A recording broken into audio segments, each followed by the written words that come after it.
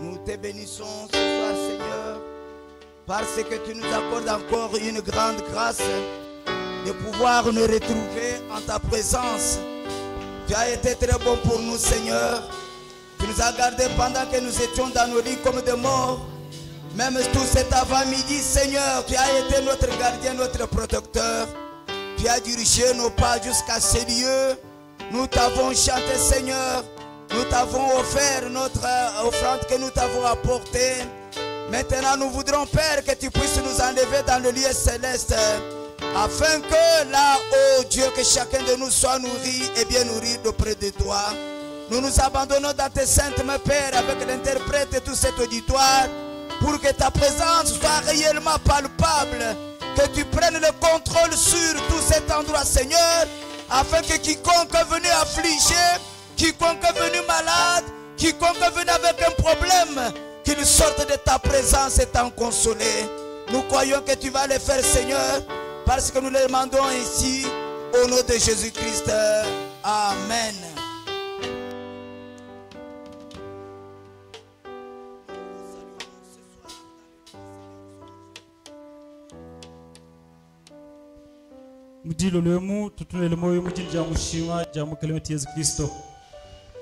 Nous bénissons beaucoup le Seigneur qui nous a gardés tout cet avant-midi. Surtout que l'après-midi, la pluie voulait nous déranger, mais le Seigneur a fait grâce. Et nous voilà dans sa présence, dans sa maison cet après-midi. Je vais vous supplier de vous tenir debout pendant que nous allons relire nos écritures de l'Ancien Testament d'hier. Genèse chapitre 1er à partir du verset 26e jusqu'au verset 28e.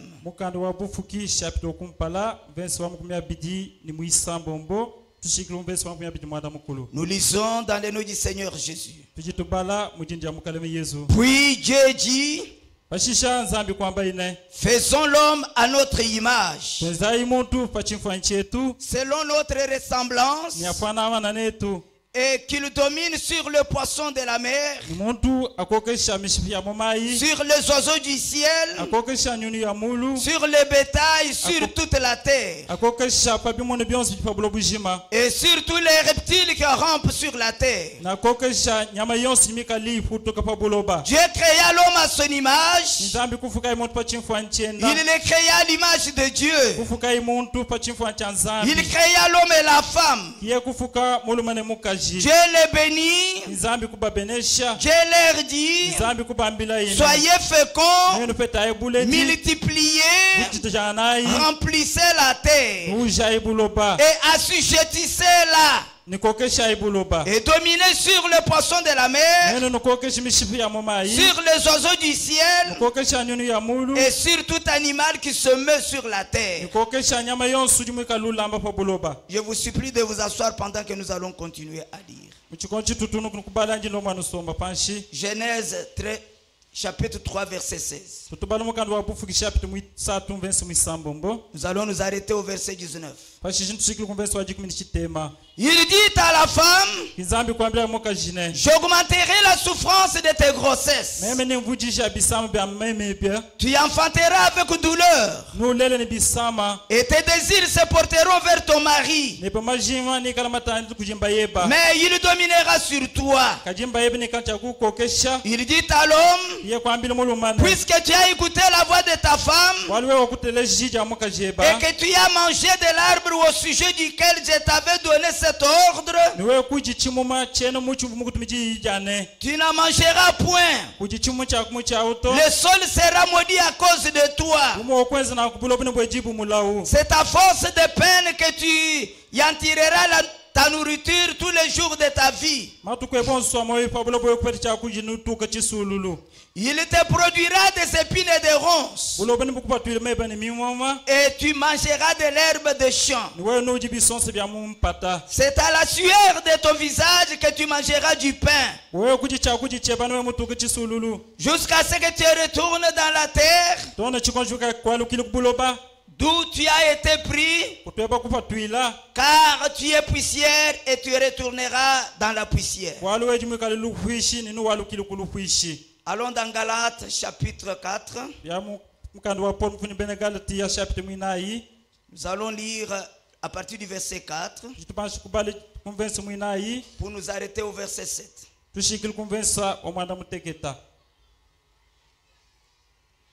Mais lorsque les temps ont été accomplis, Dieu a envoyé son fils né d'une femme, né sous la loi, afin qu'il rachète ceux qui étaient sous la loi, afin que nous recevions l'adoption. Et parce que vous êtes fils, Dieu a envoyé dans nos cœurs l'esprit de son fils, lequel crie Abba Père. Ainsi tu n'es plus esclave, mais fils. Et si tu es fils, tu es aussi héritier par la grâce de Dieu. Amen. Philippiens 2, verset 5. Nous allons commencer à partir du verset 5.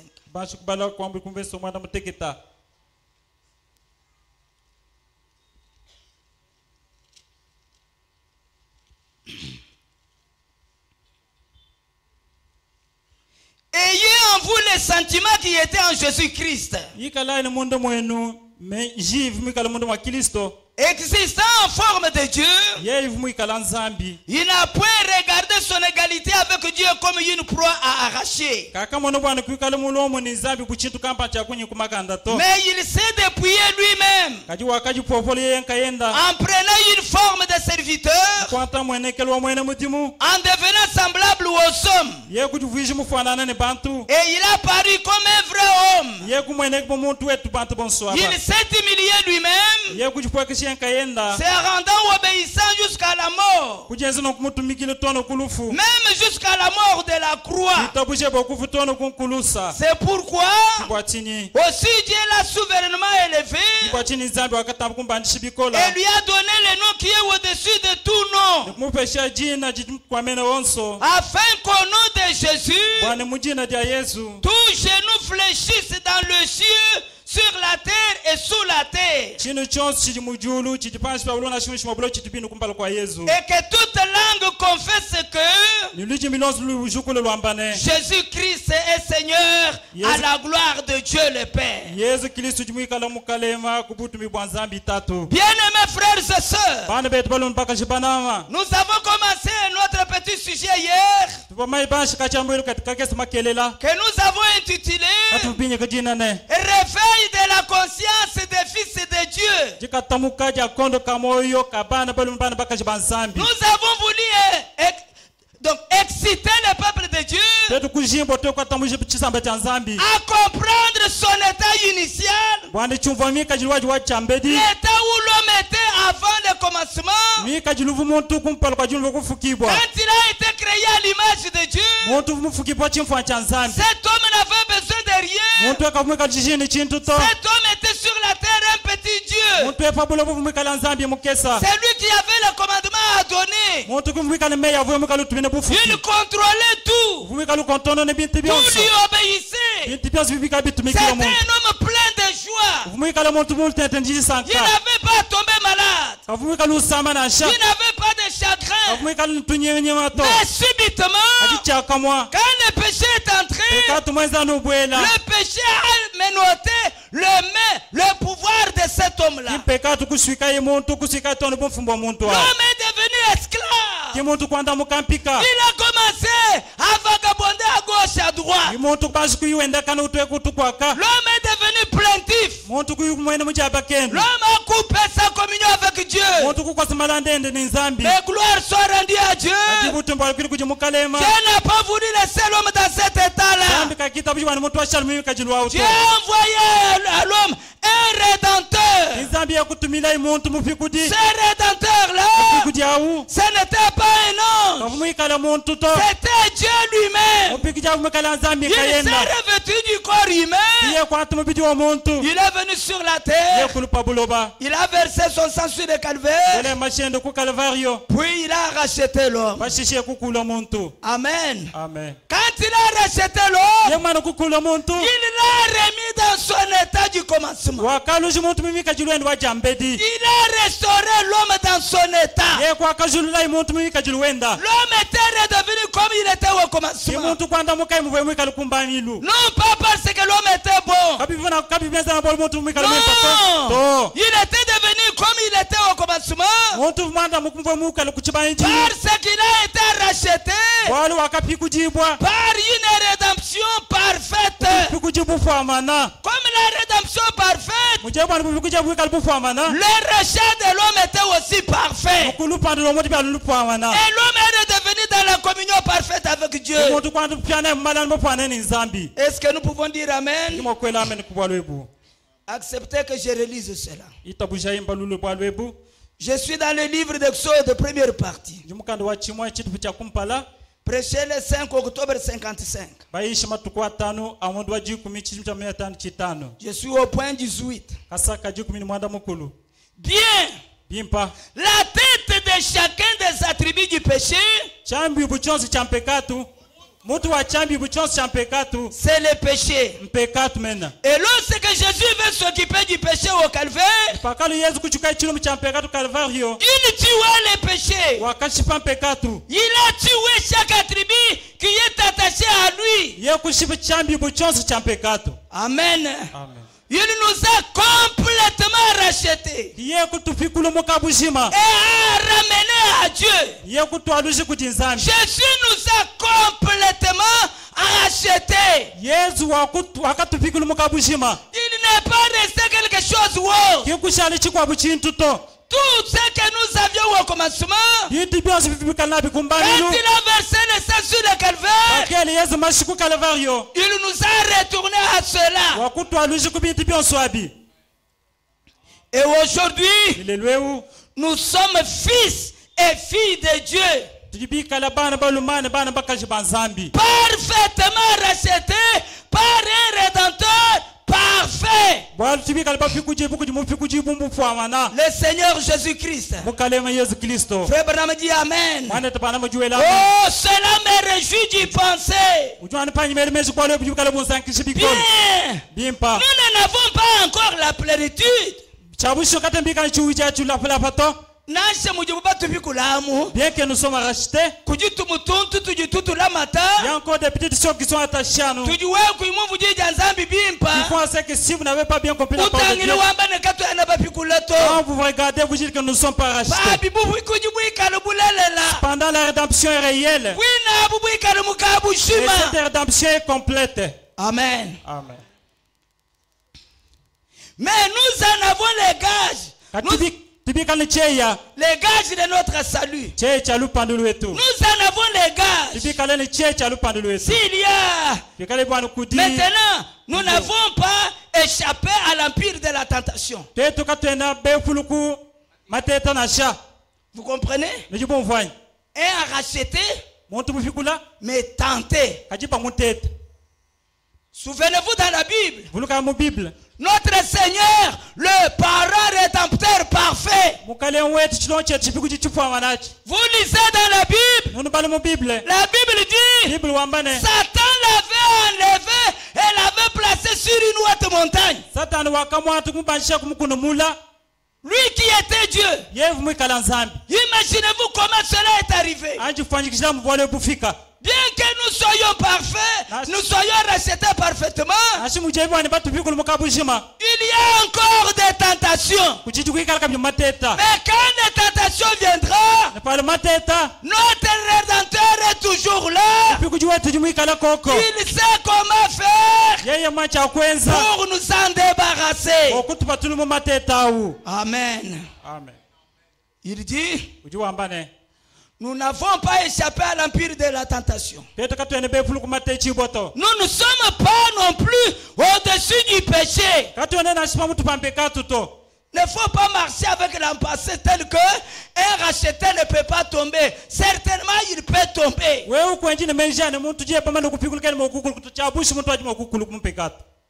Parce que nous ne sommes pas au-dessus du péché.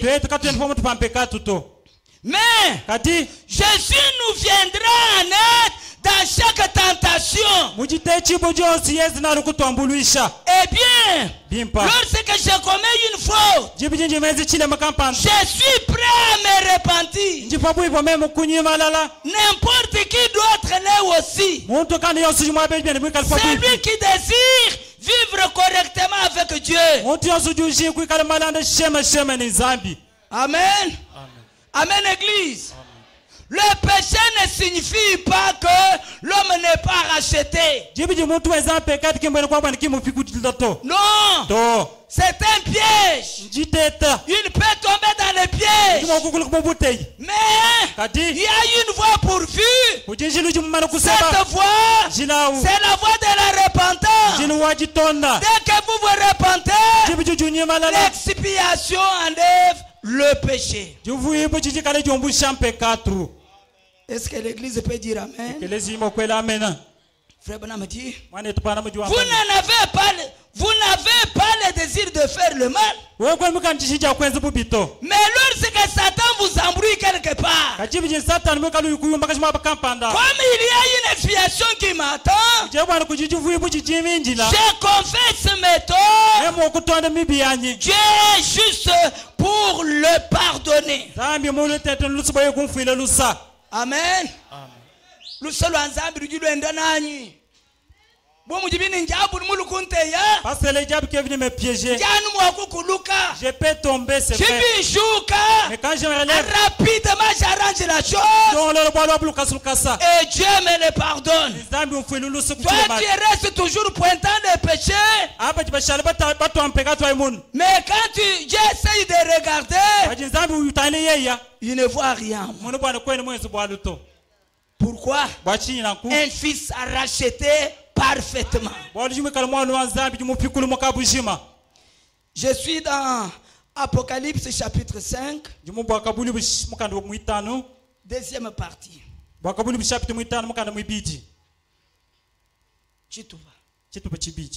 Prêché le 18 juin 1961.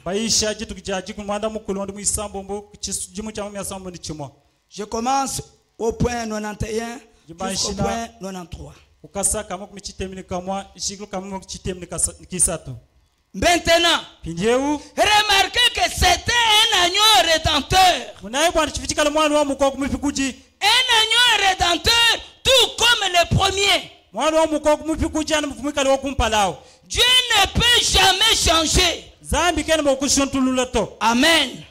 Le premier rédempteur fit un agneau dans le jardin d'Éden. C'était un agneau que Dieu offrit. Et c'est encore le cas. Juste ici dans l'Apocalypse, c'est encore un agneau. Pour racheter quoi? La condition déchue et l'héritage déchu d'une race déchue de gens.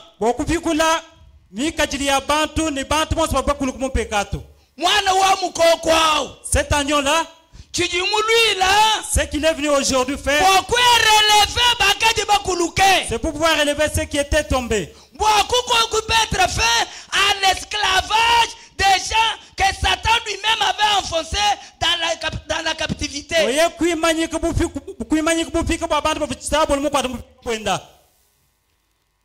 Un agneau revient pour racheter. Comme au commencement. Pour nous racheter. Racheter quoi? Comment va-t-il nous racheter? En brisant et nous ramenant tout ce qui est racheté. C'est quelque chose qui a été perdu. C'est quelque chose qui a été perdu et qui ensuite a été ramené. Amen.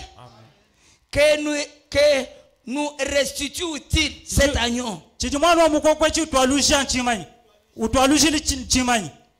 Que nous restitue-t-il cet agneau? Tout ce que nous avions au commencement.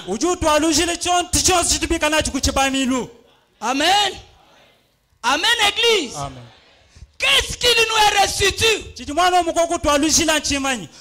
nous restitue tout notre héritage du commencement.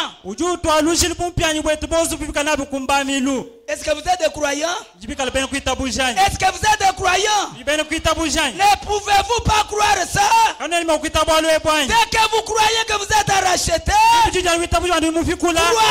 que tout votre héritage du commencement, il vous est déjà restitué. Si vous êtes au moins croyant, croyez automatiquement que le jour que Jésus paya le prix, il m'a reçu tout ce que j'avais au commencement. Qu'est-ce que l'homme avait au commencement? L'homme avait la vie éternelle. L'homme avait la joie. L'homme avait la paix et toutes les autres choses que vous connaissez, comme nous aurons à les détailler quelque part. Il est venu nous restituer tout ce que nous avions au commencement. Nous allons au point 93. Qu'avions-nous au commencement? Qu'avions-nous au commencement? La vie éternelle. Nous étions les héritiers du monde.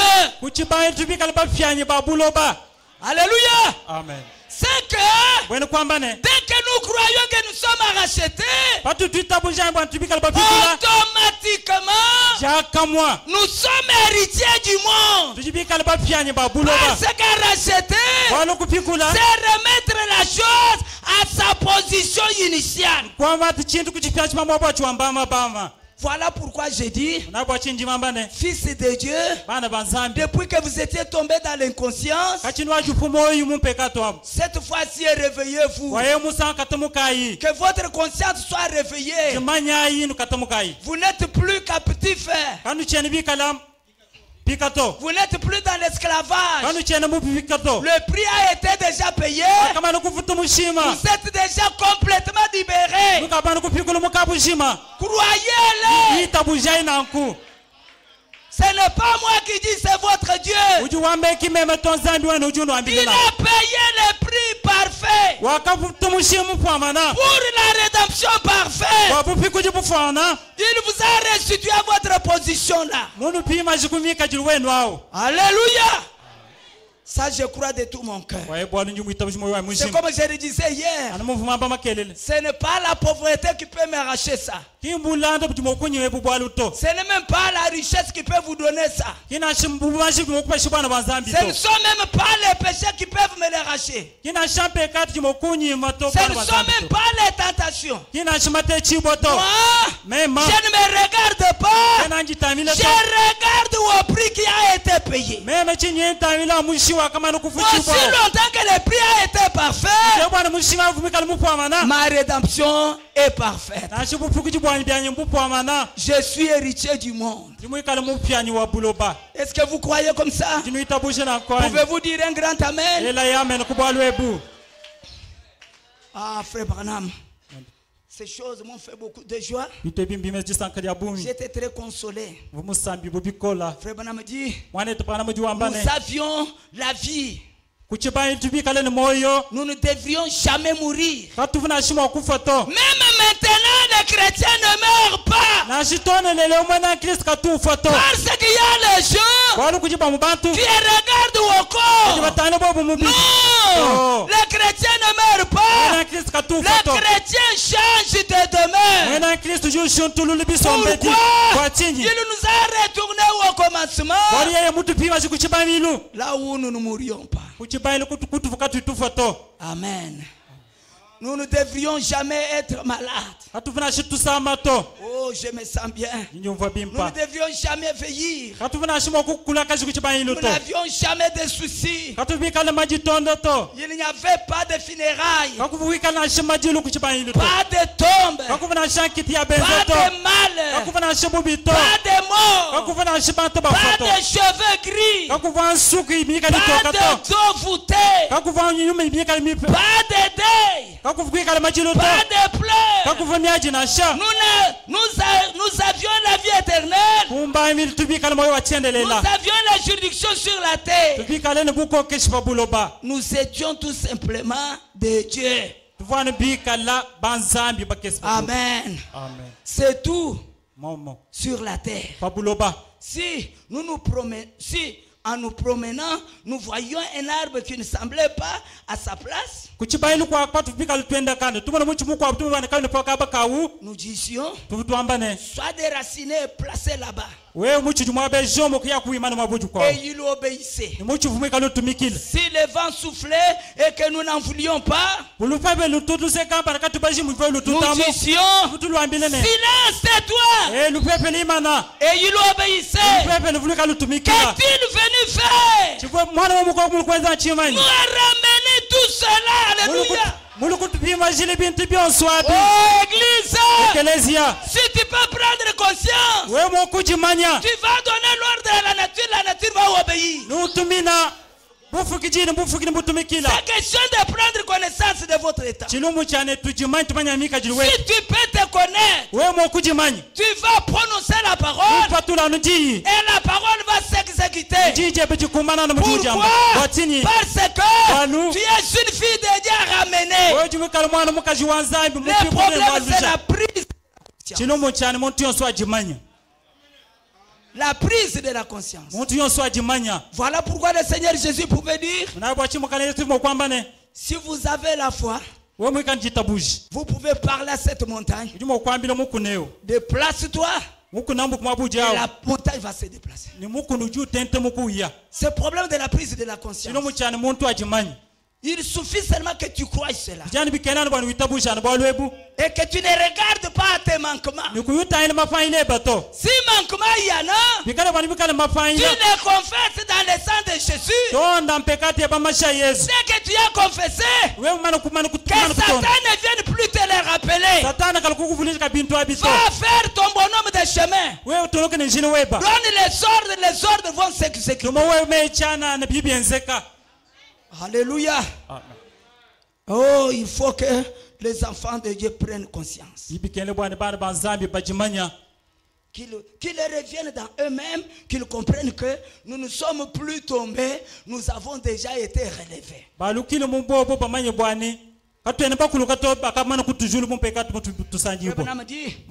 Qu'est-il venu faire? Nous a ramené tout cela. Oh là là là là. Avoir de nouveau tout cela. Amen. Église, nous avons notre pouvoir à main. Le pouvoir du commencement est dans les mains du croyant. C'est comme cette histoire de frère Branham qu'il a toujours raconté. De monsieur John le Corbeau.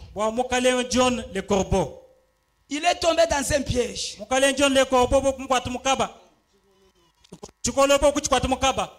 Il a fait longtemps dans ces pièges.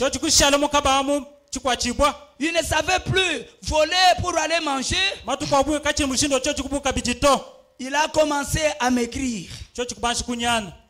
Mais un bon samaritain est passé par là. Il a eu pitié de lui. Il a dit, hey, il va mourir dans peu de temps.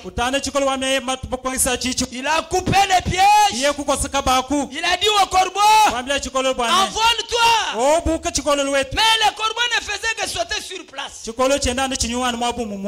temps après, ses amis corbeaux sont venus. Ils ont commencé à l'appeler. Oh John, nous allons aujourd'hui picoter là-bas. Est-ce que tu peux aller avec nous? Les corbeaux continuent à être dans l'inconscience. Il a continué à penser qu'il était gardé dans les pièges. Contrairement à ces petits aiglons-là. Ces petits aiglons, bien qu'il a été clos par une poule et qu'il mangeait avec les poussins, bien qu'il ne comprenait pas leur langage, bien qu'il n'avait pas encore volé, mais un jour, il a entendu une trompette jamais entendue.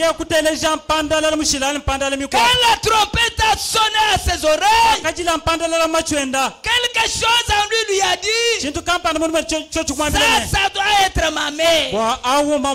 Alléluia. Amen. Il n'y avait pas un pasteur là-bas pour commencer à exhorter les glons. Écoute la voix là, c'est la voix de ta mère. Ne tarde pas. Regarde en haut. Non, non. Les choses se faisaient dans son cœur. Alors la mère règle a dit, tiens, qu'est-ce qui ne va pas là-bas? Toi, tu n'es pas un oiseau de la terre. Toi, tu es un oiseau des airs. Il dit, maman, je suis cloué par terre. Que dois-je faire? Sa maman lui dit, tant seulement tes petites ailes là.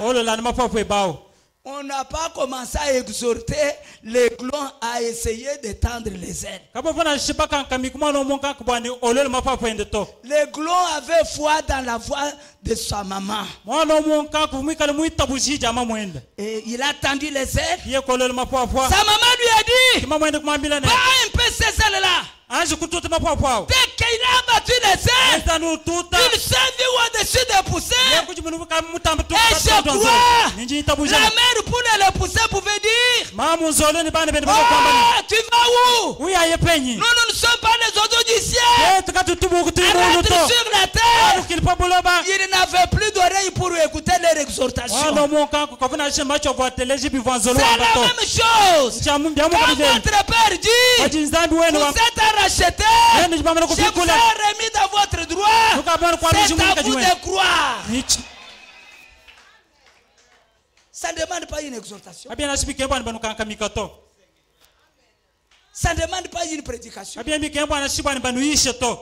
Voilà pourquoi le Seigneur Jésus pouvait dire, je connais mes brebis, mes brebis me connaissent.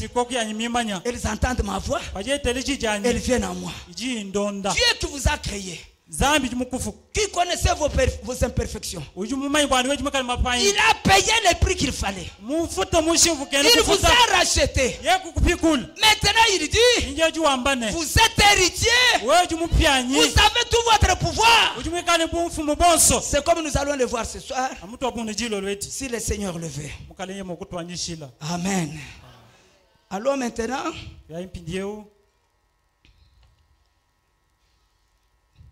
Alors maintenant, dans Christ, identifié dans tous les âges.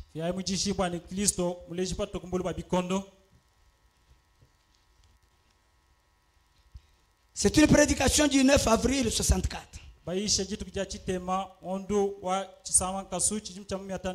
Je suis au point 171. Mes amis, nous n'avons pas le temps d'aller plus loin. Mais si c'était là le Messie hier,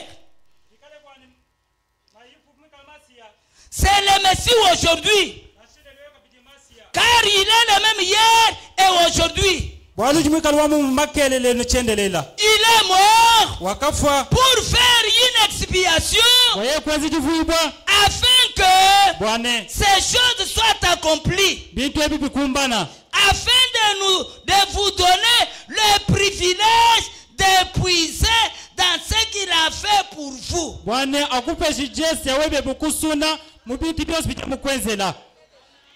Bienze buni bintu byakajibikangile munsupu. Lufulwenda nsapi yakukangula inayi chibi.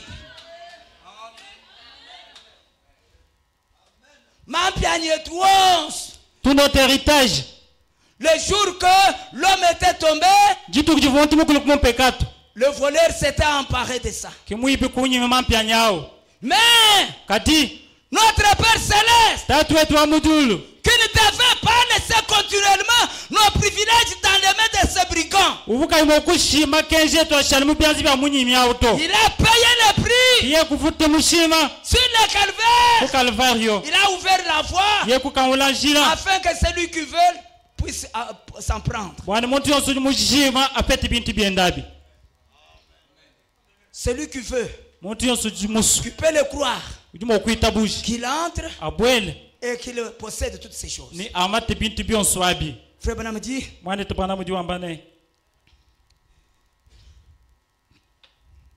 maintenant souvenez-vous, si vous êtes un pécheur, vous étiez effectivement sauvés lorsque Jésus est mort à la croix.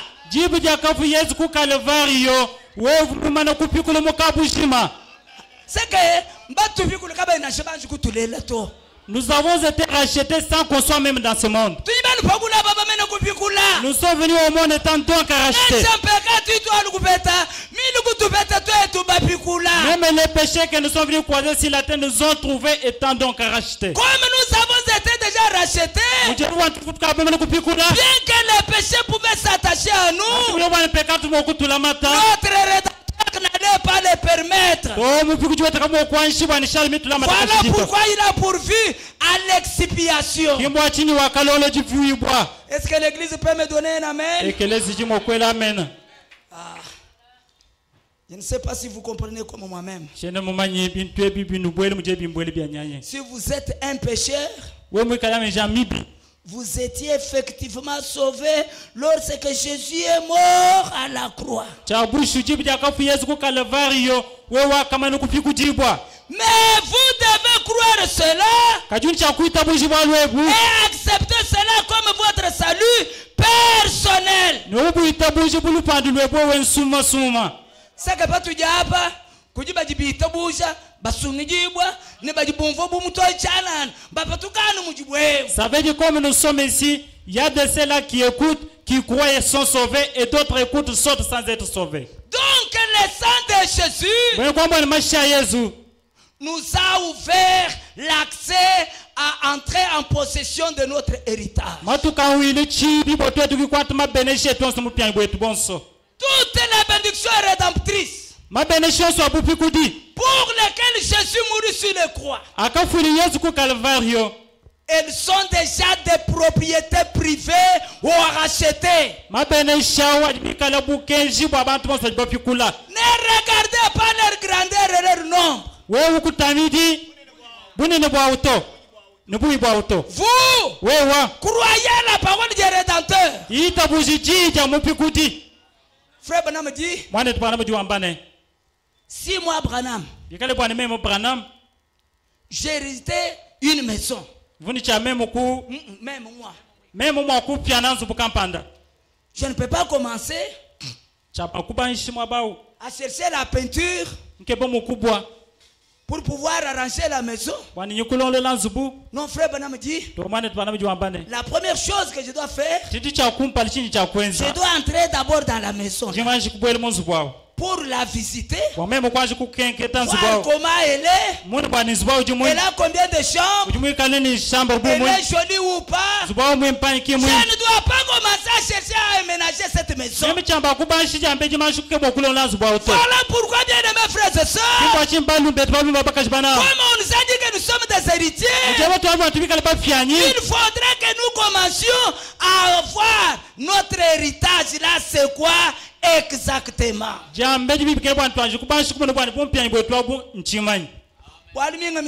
Parce que certains moments, il peut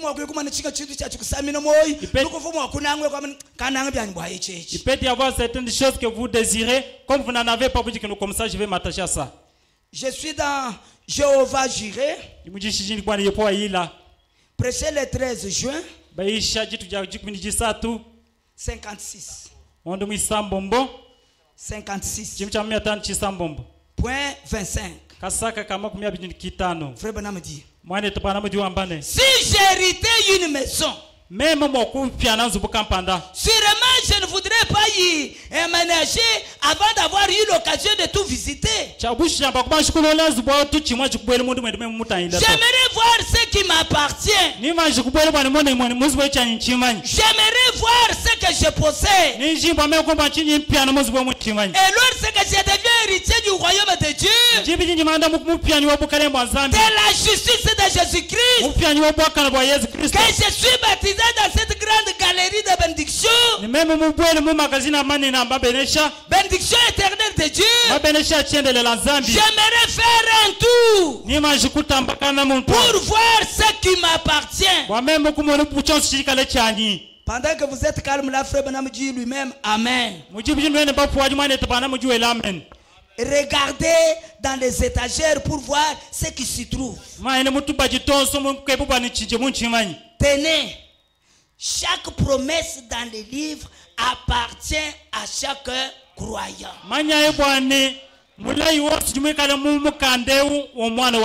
Alléluia. Amen. Notre héritage. Regardez dans la Bible. Chaque promesse qui y est, c'est votre héritage. Alléluia. Amen. N'importe quelle promesse, même si elle apparaît difficile. Je venais à peine de parler de déplacement de la montagne. Vous sentez que c'est difficile, non? Mais c'est votre héritage. C'est votre héritage. C'est votre héritage. La Bible dit, ils prendront des breuvages mortels. Ça ne leur fera point de mal. C'est votre héritage. Ça ne sert à rien de prendre les sentis. Toi, tu dois croire que moi, je suis racheté. Toutes les promesses de la Bible constituent mon héritage. Croyez-vous cela? Dans la Bible, il est dit, on vous fera la guerre, mais on ne vous vaincra pas. C'est mon héritage. Moi, je marche calmement. On m'attaquera, mais moi, je crois que on ne me vaincra jamais. Donc, toutes les promesses de la Bible, quand vous lisez la Bible et que vous y trouvez une promesse, emparez-vous de cela. Croyez que c'est votre héritage. Est-ce que l'église peut me donner un amen? Laissez-moi continuer à lire. Frère Branham dit, ne restez pas tranquille pour que quelqu'un vous pousse dans un coin et vous offre une petite patate froide, kachilum, et vous disent d'attendre.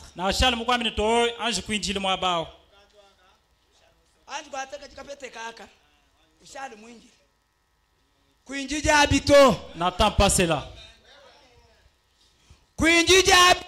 N'attends pas cela.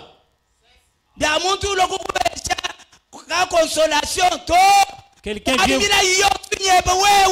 vient vous consoler. Non, n'acceptez pas ça, pas toutes les promesses sont vôtres. C'est bien.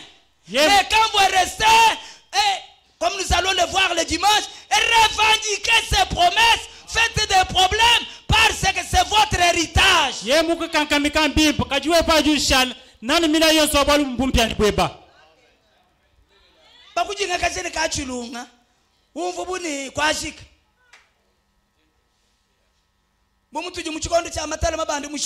Comme nous sommes pendant la crise, il y a eu aussi de plus de maïs. On vous donne 5 mégas de maïs. Ah, vous voyez là. Oh, merci, merci Jéhovah. Dis-moi, avec ces 5 mégas de maïs, vous allez faire combien de mois? 5 seulement. Vous allez persister combien de mois? Commence à tourmenter Dieu avec des bruits. Vous allez lui demander jusqu'à ce qu'il va donner. Fais beaucoup de bruit pour que la mendicité prenne fin.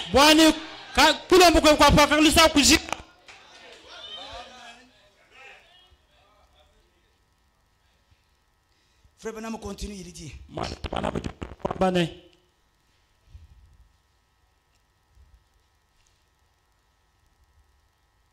Regardez dans les étagères pour voir ce qui s'y trouve. Ça j'ai déjà lu, je m'excuse. Ne prêtez pas oreille à cette histoire. La promesse de Dieu est pour vous-même maintenant. On vous renvoie à un millénium quelque part.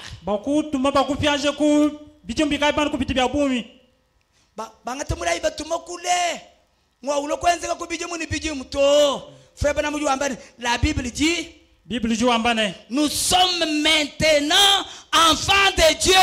Ce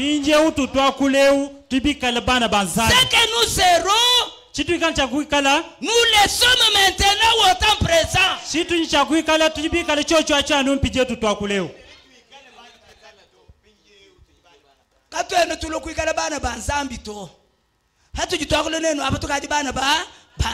Ce n'est pas que nous serons enfants de Dieu, mais quand nous parlons même à l'air, nous sommes les enfants de Dieu.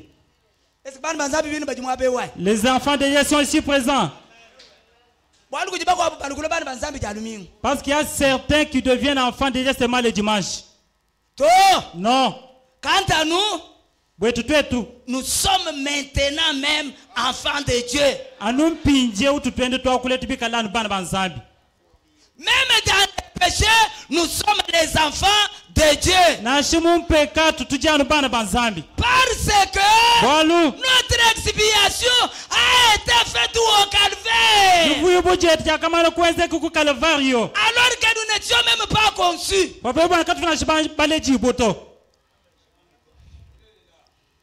Ah, s'il y a les croyants, ils croiront cela. Frère Branham dit, s'il y a quelque chose qui semble un peu plus haut, et que cela ressemble à une bénédiction, eh bien, je vais me procurer un escabeau. Je vais monter et examiner cela de toute façon. Je me regardais partout. Tout cela vous appartient. Et chaque promesse dans la Bible vous appartient. Lorsqu'un chrétien est sauvé, Dieu lui donne un carnet de chèques signé au bas du nom de Jésus avec le sang.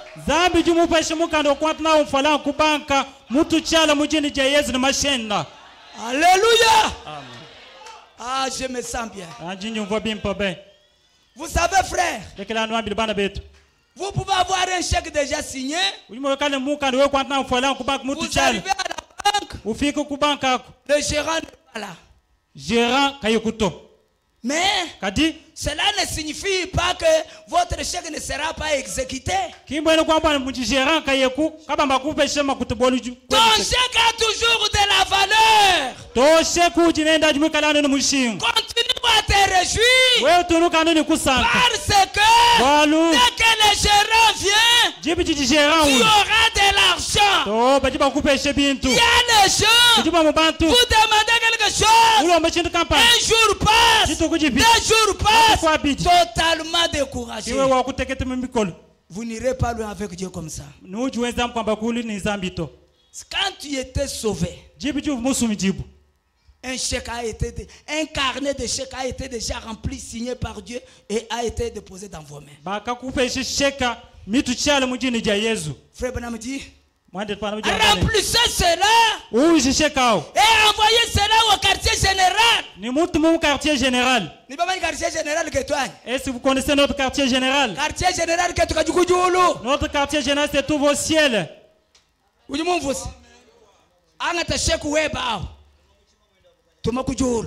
Prenez votre chèque, envoyez au ciel.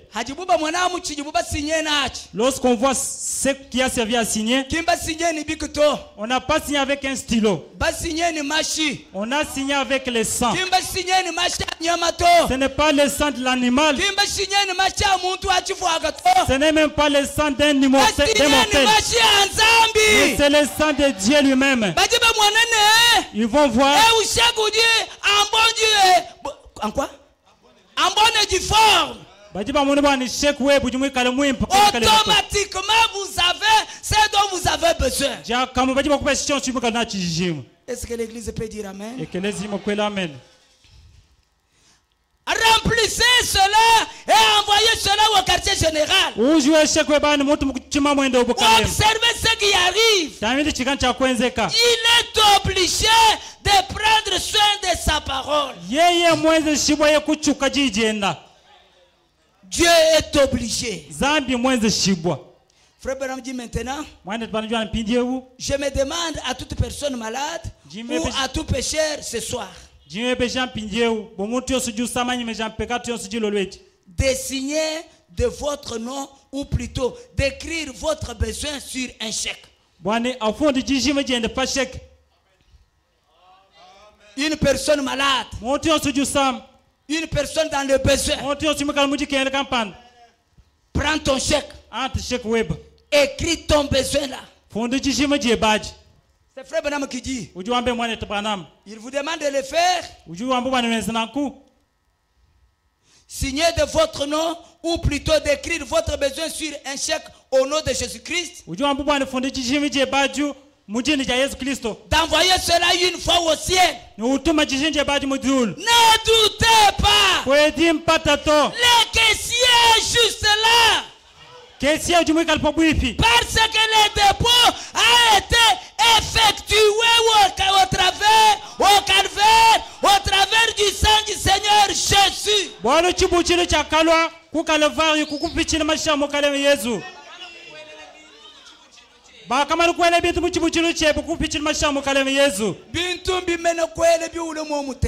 Votre dépôt est déjà rempli. Il y a plus de 2000 ans.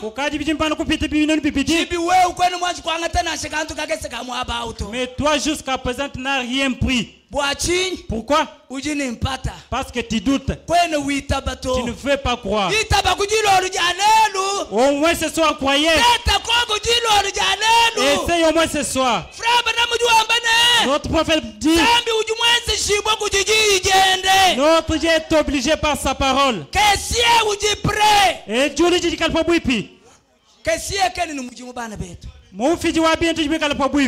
il chôme. Il n'a pas de chèque à exécuter.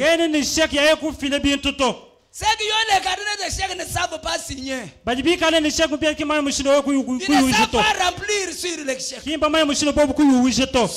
Ce soir, le prophète vous montre comment faire. Mettez votre besoin sur les chèques. Peut-être c'est la maladie. Peut-être c'est la pauvreté. Peut-être c'est le chômage. Peut-être c'est le mariage. Peut-être. Mettez cela sur le chèque. Ne doutez pas. Envoyez au ciel. Les caissiers là. Votre compte a été crédité depuis le calvaire. Amen. Amen. Amen. Ah, Frère Branham. J'ai beaucoup aimé ça. Je me disais. Vous m'emballez. Lorsque ce sera pour moi un temps de pouvoir remplir mon carnet, je vais commencer à lire. Je vais commencer à côté, j'écris un par un.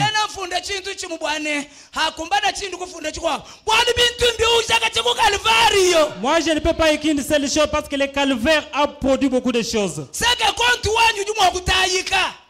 Mon compte peut s'éclater. Mon dépôt est plein, il y a des choses que je n'ai jamais prises. C'est que moi je demande à Dieu que Dieu ne puisse pas permettre que les doutes s'installent en moi. Qu'il n'y ait aucun doute à ses paroles. que je crois que dès que j'ai rempli mon carnet de chèques, il va être exécuté. Est-ce que nous pouvons dire Amen?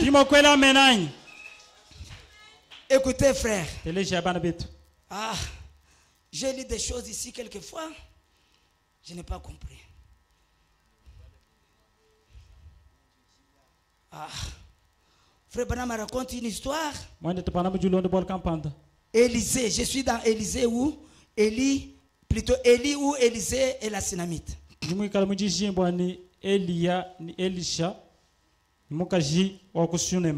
Prêché le 1er mars 55. Point 26. Frère Branham dit, oh là là là là, avançons. Si nous n'avons pas prêché à l'église que la justification, si nous avons prêché à l'église que la justification, maintenant amenons les gens un peu plus loin que ça. Allons un peu plus haut. Si nous arrivons là et que Dieu commence à remplir du Saint-Esprit, alors allons vers la guérison divine et cherchons cela. Eh bien, le Saint-Esprit est simplement une énorme réserve d'un appartement.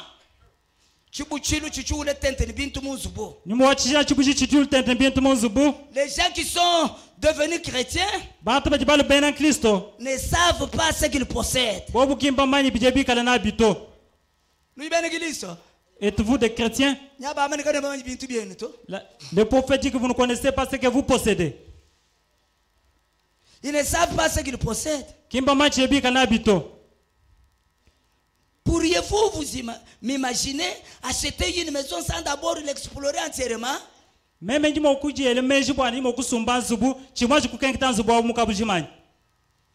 Pourriez-vous m'imaginer possédant un endroit comme une grande arcade que quelqu'un m'aurait donné? Je sais pas pour qui. Un très vaste endroit où on a simplement tout partout. Le tout m'appartient. Eh bien, c'est comme cela quand vous venez à Christ. Tout vous appartient. Toutes les bénédictions rédemptrices pour lesquelles Christ est mort sont vôtres. Chaque croyant possède chaque bénédiction rédemptrice. Amen. Cela est donné aux croyants. Nous avons tous été baptisés dans un seul esprit pour former cette grande arcade, Jésus-Christ. Oh là là là là. Sur cette étagère ici, c'est la justification par la foi. Ici, c'est la sanctification au travers du sang. Ici, c'est la joie. Ici, c'est la paix. Là, c'est la patience. Là, la bénignité et la bonté. Oh là là là là. Tout. Certaines choses peuvent être suspendues un peu haut. Je n'arrive pas à les atteindre. Mais il y a une échelle là dans le coin. Montons. Regardons cela. Et voyons de quoi cela a l'air. Si vous n'arrivez pas à atteindre la guérison divine, prenez l'échelle. Prenez l'échelle. Bon, vous savez l'échelle? C'est pour accéder aux choses qui sont à un niveau le plus élevé. Mais pour y arriver aussi, il faut avoir du courage. Parce que vous pouvez monter jusqu'à 4 mètres. L'échelle est toujours là. Vous donnez l'accès même au sommet de l'arbre. Mais déjà à 4 mètres, quand vous regardez en bas, vous dites non, si je tombe ici, je vais éclater. Vous-même, vous commencez à descendre. Cependant, l'échelle est là. Bien que l'échelle soit là, il faut avoir le courage de monter toujours, de monter toujours, de continuer à monter jusqu'à ce que vous vous emparez de la chose. Qu'est-ce que l'échelle? C'est la prière. Nous devons persévérer dans la prière. Prier comme si on n'avait jamais prié. Jusqu'à ce que la chose doit nous appartenir. Est-ce que nous pouvons dire Amen? Si vous n'arrivez pas à atteindre la guérison divine, prenez l'échelle de Dieu. Montez et voyez tout ce qui en est. Tout vous appartient. C'est juste. C'est ainsi que l'Église devrait avancer. Montez la route. Bien-aimés frères et sœurs, le dimanche, nous allons parler des revendications de toutes nos bénédictions que le diable a volées. Toutes nos bénédictions, tout notre héritage que le brigand a volé, parce que les choses sont déjà rachetées. Mais pourquoi ces choses ne nous appartiennent pas? Il y a un voleur quelque part. Nous irons avec lui au tribunal. Nous allons engager un avocat. La loi de Dieu va les contraindre à retourner chacun de notre héritage. Mais pour ce soir, qu'est-ce que tu as besoin? Dans tes mains, il y a un carnet. Le carnet de chèque est déjà là. Il est déjà signé du sang de Jésus. Dieu vous dit, remplissez seulement. N'ayez pas de doute. Remplissez. Envoyez au quartier général. Et au quartier général là, il y a déjà un compte crédité depuis le calvaire. Et le caissier attend. Mon frère, ma soeur, pour n'importe quel besoin que tu as, mettez seulement cela sur le carnet. Ne doutez pas. Envoyez au ciel notre quartier général. Ça va être exécuté. Veuillez vous tenir debout. Veuillez vous tenir debout, mon frère et ma soeur. Pendant que vous vous tenez debout, vous êtes en train de remplir votre carnet. Qu'est-ce que vous allez mettre dans le carnet? Vous allez mettre quoi? Quel est votre besoin? Quel est votre besoin? Vous n'avez pas à signer le carnet. Le carnet est déjà signé. Vous n'avez qu'à mettre les choses dont vous avez besoin. Ne dites pas que je vais demander 2. Je vais demander 3. Parce que votre compte a été crédité depuis le calvaire. Il y a beaucoup de choses là-bas. Une seule chose que tu ne dois pas faire, tu ne dois pas douter dans ton cœur. Tout est possible à celui qui croit.